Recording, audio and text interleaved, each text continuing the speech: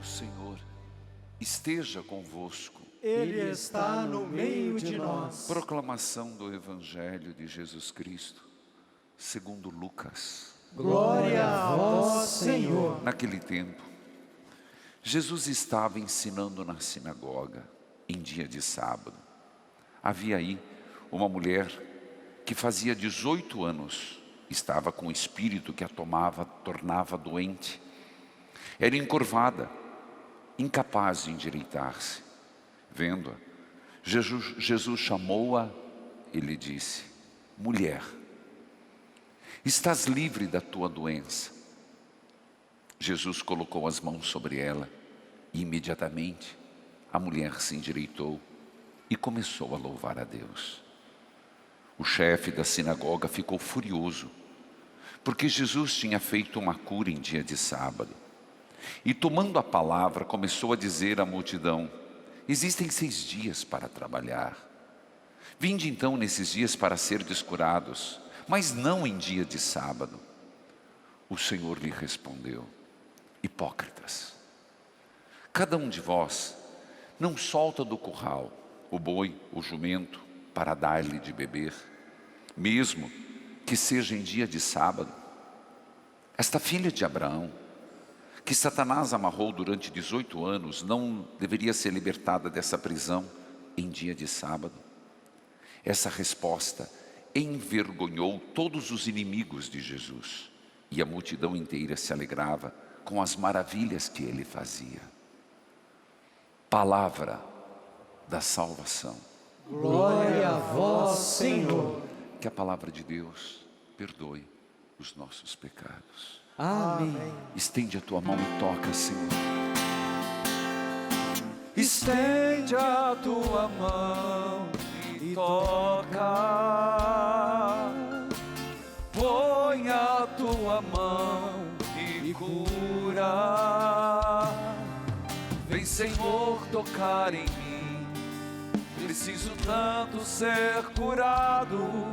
Basta apenas teu querer, para que eu seja teu milagre, Senhor.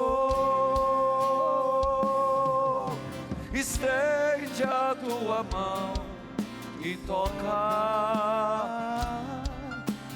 Põe a tua mão e cura. Vem, Senhor, tocar em mim. Preciso tanto ser curado.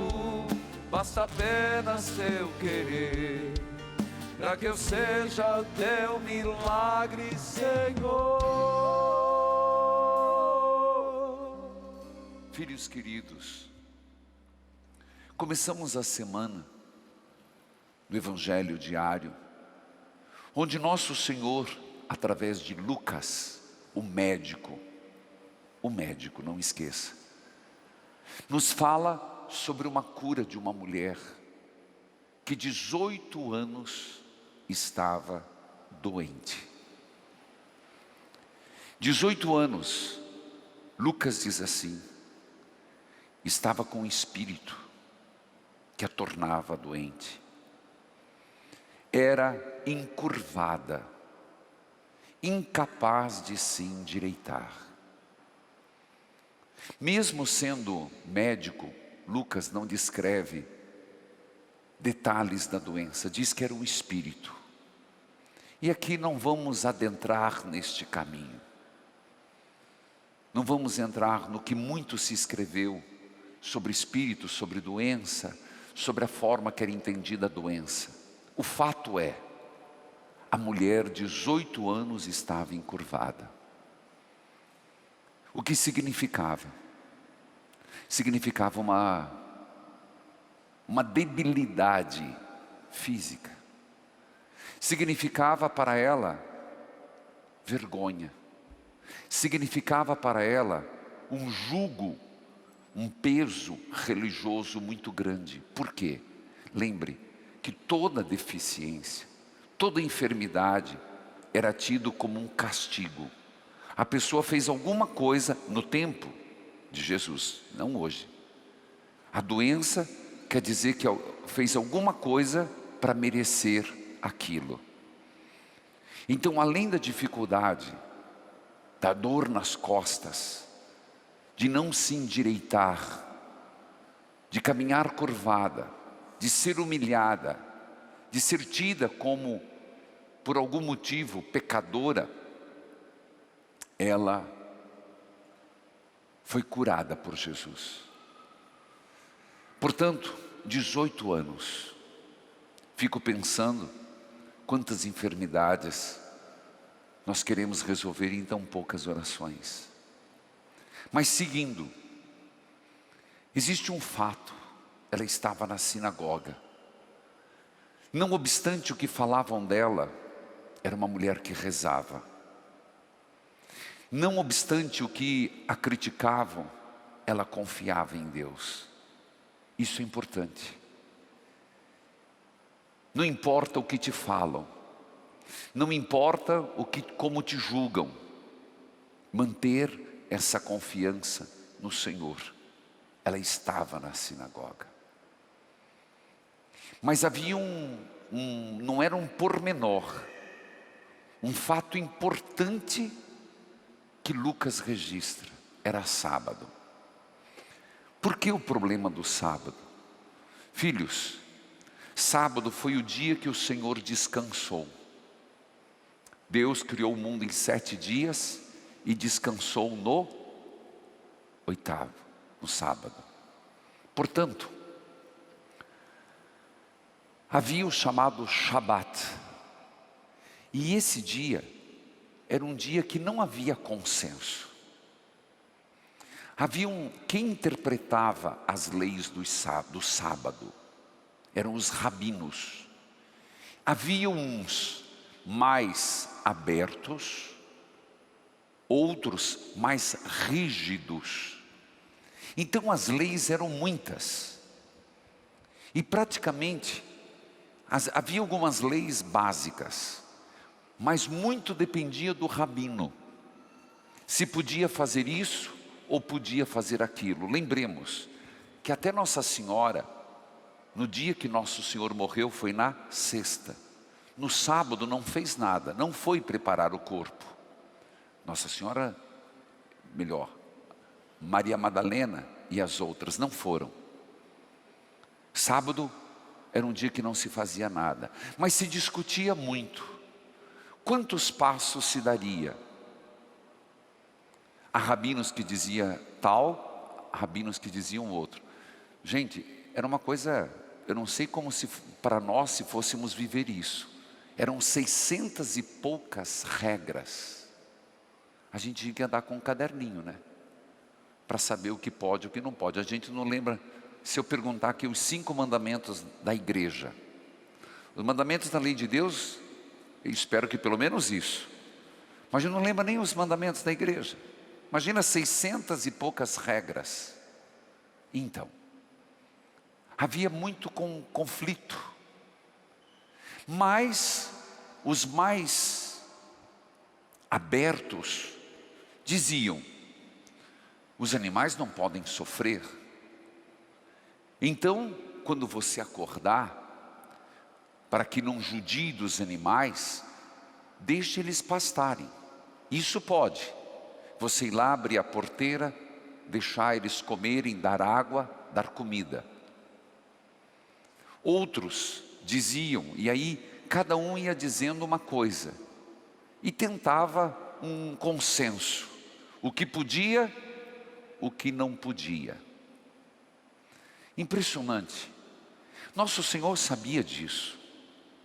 Nosso Senhor sabia que havia uma rigidez, mas que também havia certas brechas.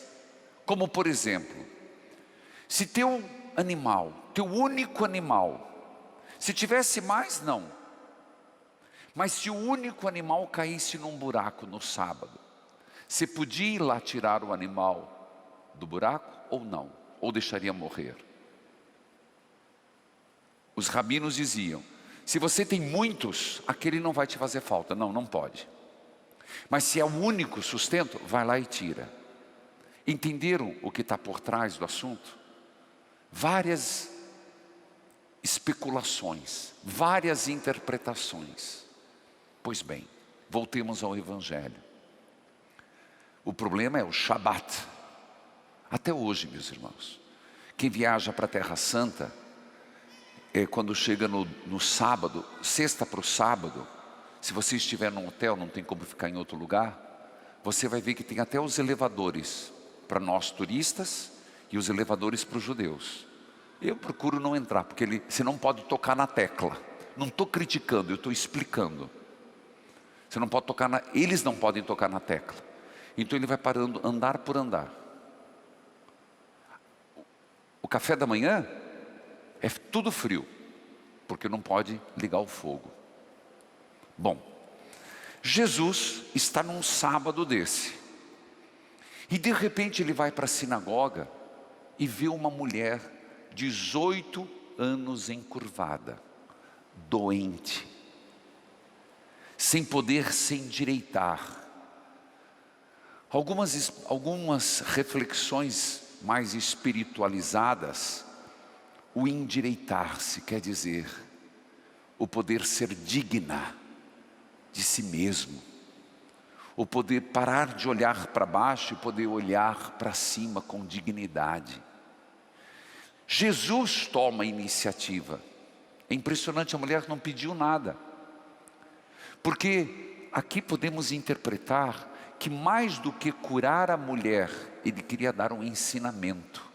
Quem acompanha minhas homilias percebe que eu sempre tento mostrar esse lado. A cura existiu, sim, mas um significado maior em cima da cura.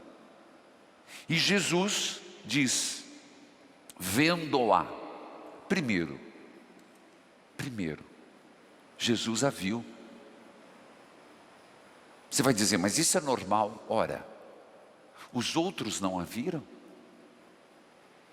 Quantas vezes só um olhar de misericórdia consegue enxergar uma situação diferenciada?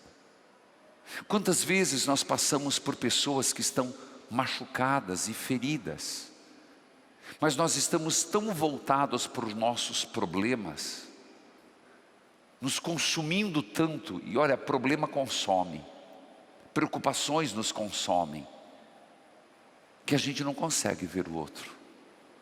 Às vezes no trabalho, às vezes tem alguém lá, que você nem percebe, por quê? Nossa, que pessoa mal-humorada. Será que é mal-humorada?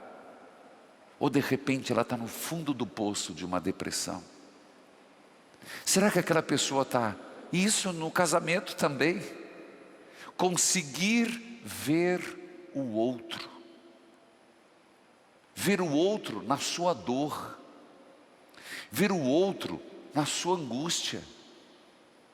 Ver o outro na sua dificuldade. Aqui tem um ensinamento. Jesus, no meio de tantas pessoas, ele a viu. É impressionante isso.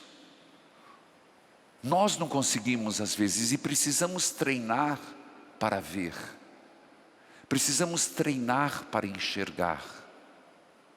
Precisamos treinar nosso olhar para ver a situação do outro nos seus problemas. Do outro lado, Jesus é o Messias que sempre nos enxerga. Isso é lindo demais.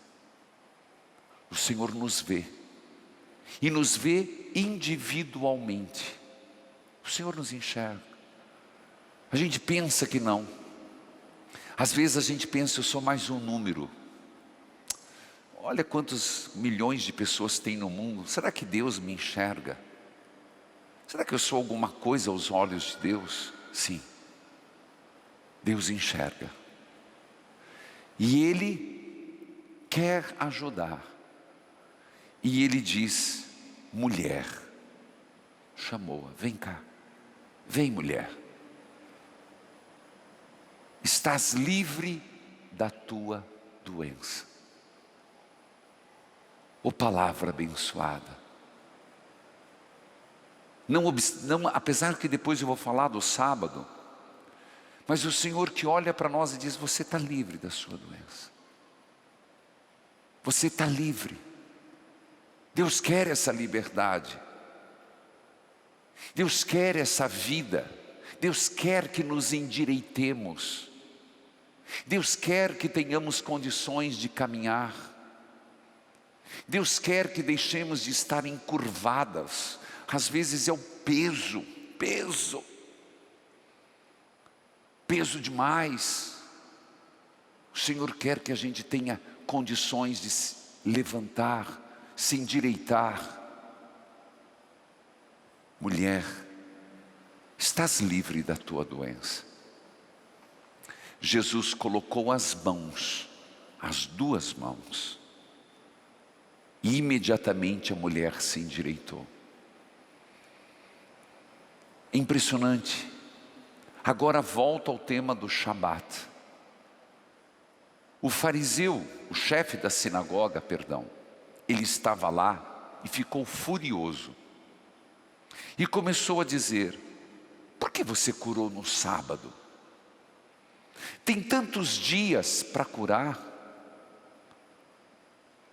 Tem 6 dias, por que você não veio no outro dia? Por que tem que ser no sábado? Jesus desmascara, dizendo assim: como são hipócritas, né?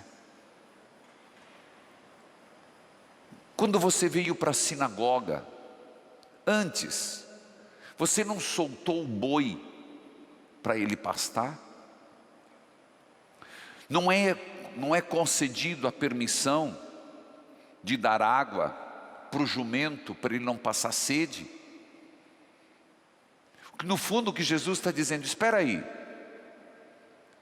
com os animais vocês têm misericórdia, com o boi dá capim, para o jumento dá água, mas para um filho de Deus, para uma filha de Deus, vocês colocam restrições de cura? O que é mais importante? Uma lei que protege os animais, mas quando se trata dos filhos de Deus, vocês acham que Deus não trabalha? Vocês querem limitar a ação de Deus em dias? É esse o questionamento. Por isso, a própria primeira carta de São Paulo aos Romanos questiona isso. Quando diz: somos filhos e somos também herdeiros, co-herdeiros de Cristo. Se realmente sofremos com Ele, seremos glorificados com Ele. A primeira leitura reforça essa imagem, que todos nós somos herdeiros da graça, somos co-herdeiros em Cristo e somos filhos de Deus. E qual pai aqui na terra, qual mãe iria limitar a sua ajuda? Se teu filho acorda doente no sábado ou qualquer dia da semana, você iria olhar o dia da semana para cuidar do seu filho febril? Você iria olhar o dia da semana ou a hora do dia para socorrer um filho que está doente? Não. Pode ser uma segunda-feira brava, daquela que você está cheia de coisas para fazer. Quando a pessoa está doente, você larga tudo, adia compromissos, falha compromissos, porque você tem que acudir. Não é assim? Assim, muito mais é Deus. Que Deus não tem hora, Deus não dorme, Deus não tem dia. Deus está sempre disposto a vir em socorro aos seus filhos, principalmente lembrando que nosso Senhor disse: eu não vim para os justos, mas para os pecadores. Quem precisa de médico são os doentes e não os sãos. É por isso, meus irmãos, que o Evangelho de hoje questiona. E se você imaginar a questão do sábado, eu te contei até hoje, para quem viaja, sábado para eles é um dia sagrado, para o muçulmano é na sexta. Para o judeu é no sábado, para nós é o domingo, mas aqui nós já estamos num outro extremo. A maioria não respeita o domingo, não respeita, porque se respeitasse é na missa. É o princípio do respeito do domingo. Se respeitasse, permitia que os empregados fossem no domingo, na missa. Mas nesse ponto nós católicos estamos em débito com guardar domingos e festas. Mas não por acaso o salmo de hoje vem dizer: nosso Deus é um Deus que salva, é um Deus libertador. Portanto, colocando-nos no lugar da mulher com 18 anos, doente, encurvada, doente. Vamos pedir: Senhor, eu te peço essa graça, coloque as tuas mãos sobre mim, e que eu possa ouvir aquilo que disseste a ela: mulher, homem, estás livre da tua doença. Hoje, celebrando a memória do primeiro santo brasileiro, genuinamente brasileiro, que nasceu em terra brasileira, morreu em terra brasileira, São Frei Galvão. Um homem que é um exemplo de oração, acima de tudo. Vamos pedir: Senhor, veja-me, enxergue-me na minha enfermidade. Veja esta pessoa que está doente, e não importa quantos anos esteja. Estenda as tuas mãos sobre esta pessoa, Senhor,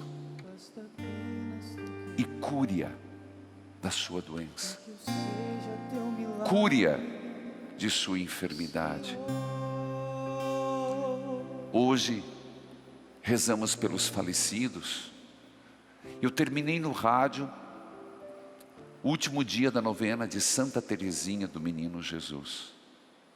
Amanhã eu começo no rádio 7 dias rezando pelos falecidos. 7 dias. Hoje a missa é por eles. Amanhã começo 7 dias de oração, porque dia 2 está chegando. E olha, meus irmãos, eu não sei como você lida com os seus mortos. Não tenha medo deles. Dos mortos, não tenha medo. Eles não vêm puxar o pé, eles não vêm assombrar. Tenha medo dos vivos. Estes sim são terríveis. Mas para os mortos, dedique pelo menos esta semana de oração pelos mortos. Nós não podemos fazer nada por eles. Carinhos, talvez, ano passado foi menos, mas a gente cuida lá do túmulo, em vez em quando manda lavar, pintar, a gente faz isso. Quando não é vertical, que é outra, já é outra situação. Quando não está cremado, é outra. As coisas estão mudando muito rápido. Mas eu sou ainda de ter os meus mortos sepultados em cemitério. A gente vai, a gente visita quando pode. Sempre que eu vou à minha cidade natal, vou visitar os meus falecidos. Quando a gente pode, a gente acende uma vela, manda flores, coloca lá. Às vezes roubam, né? Roubam tudo. Eita, meu Deus, até isso no cemitério, né? Até as letras que você põe lá, rouba para... Meu Jesus. Mas então o que nos resta por eles? Rezar. Então eu queria estimular hoje, amanhã eu começo no rádio, mas na tua oração pessoal, se você estiver na missa, ótimo. Se você não estiver, reza pelo menos um momento no dia pelos teus falecidos. Eu gosto muito e fiz, todo ano eu faço. Aumentou com a Covid, perdi uma tia, 4 primos, então aumentou minha lista. Faça uma lista dos teus mortos e deixa lá no teu cantinho, perto de um santo. E esta semana não te custa você rezar uma Ave Maria pelas almas do purgatório. Faz um bem imenso. É um gesto de misericórdia rezar pelos mortos. Por agora, Senhor, nas minhas enfermidades e nas enfermidades dos que eu estou rezando, impõe as tuas mãos. Como endireitaste aquela mulher e curaste aquela mulher, faça um milagre, Senhor.